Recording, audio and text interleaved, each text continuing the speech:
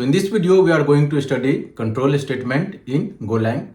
So it's very important. So you must be knowing when to use if, else if and else statement. So while writing program, you need to write these control statements to make the decisions. So we'll be looking into the code with the help of examples. So now let's look into the code. First, we will declare a variable, let's say num, and we will assign its value to, let's say 10. And then we will add the statement if condition, if. So this is the syntax if, and then num, we will check whether it's even or odd. If num divisible by 2, if num mod 2 is equals to 0, which means this number is divisible by 2, then this will be even number. Then we can print fmt.println even number. So what we have done, we have declared a variable num, and we are checking if the number is divisible by 2 or not. If it's divisible by 2, then we will print even number. So now run the code and see the output. You can see we got the output as even number. Suppose instead of 10 we make it as 11. Then now let's see what is the output. We do not get any output. That's why we need to have else condition as well. So if condition fails, then code will execute the else statement. So first code execution will start from here. It will check the condition, if condition, whether it's true or false. If the condition is true, then it will print the statement inside this if else statement.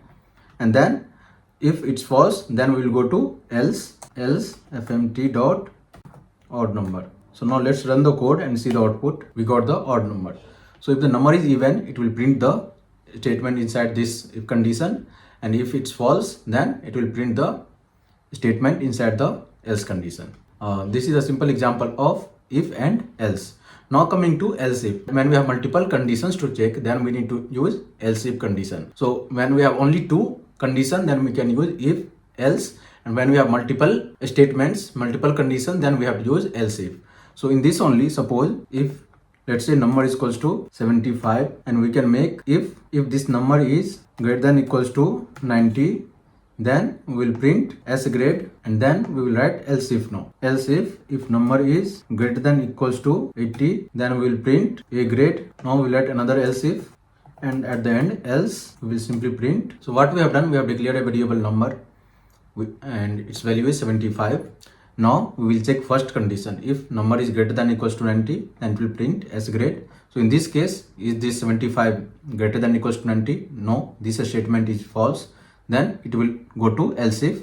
It will check, is this number greater than equals to 80? No, this is also false.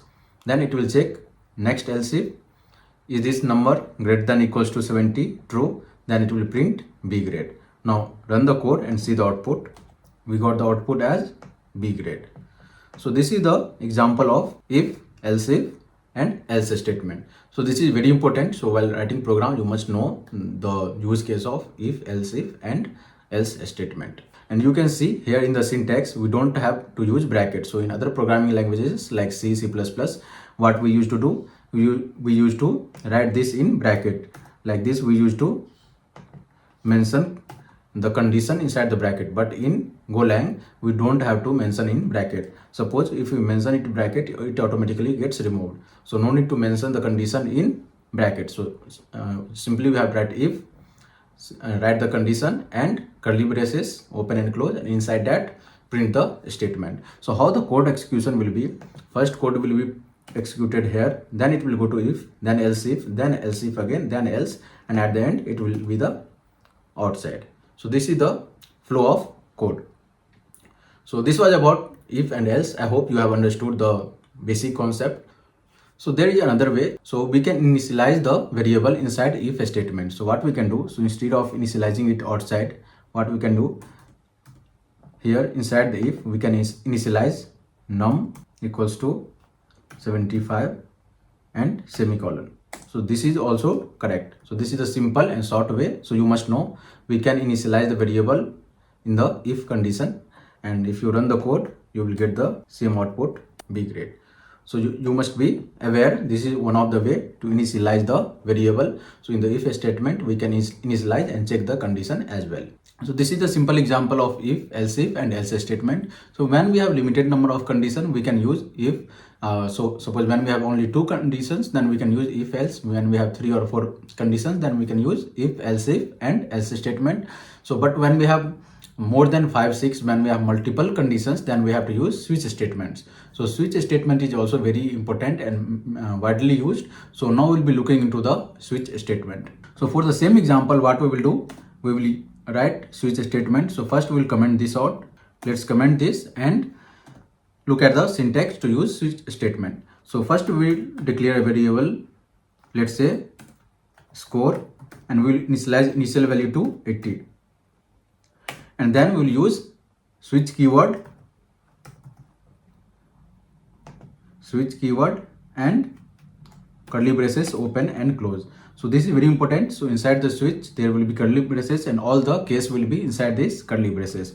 So the case will start with the case keyword and condition. Suppose here first condition is score greater than equals to 90, then after this colon. So this is also very important syntax.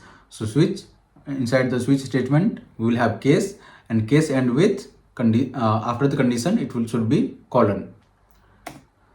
Then we can print S grade. So if the case 1 is true, then we will print S grade. Now if the case 1 is false, then we will check the case 2. If score is greater than equals to 80, then we will print A grade. Similarly, we will check for the case 3rd, that is if score is greater than equals to 70, then we will print B grade. And the 3rd case is when score is greater than equals to 60, we will print C grade. And when score is greater than equals to 50, we will print D grade. And the next one is very important, default. So at the end we will have default. So if any of these case is not executed, so at the end we will print default. So default statement will be executed if none of the case got satisfied. So here we can print failed. So this is the basic syntax of switch statement. What we will do, we will declare one variable, and then we will use switch keyword, and inside this braces we will have case. So each case will check the condition whether the score is greater than equals to 90, false. Then it will look for the second case, is this score greater than equals to 80? Yes, true, because we have initialized score with 80. So it make the condition true, then we will print A grade. So let's run the code and see the output. You can see here A grade is printed. So second case got executed. Suppose if you mention here as 35, let's say 30, so what should be the output? So it doesn't satisfy any of these case, then default statement will be printed.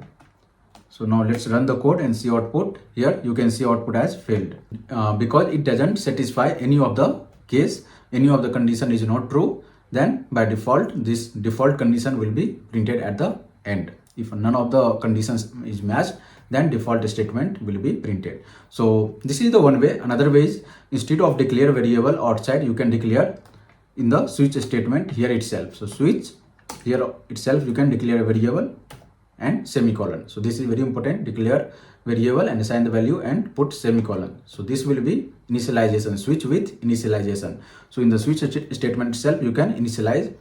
Here you can see, suppose I will put 50. Now run the code and see the output. You can see D grade is printed because its value is equals to 50. So this is the simple and basic example of switch statement. It's very important when we have multiple controls, so we can use switch statement.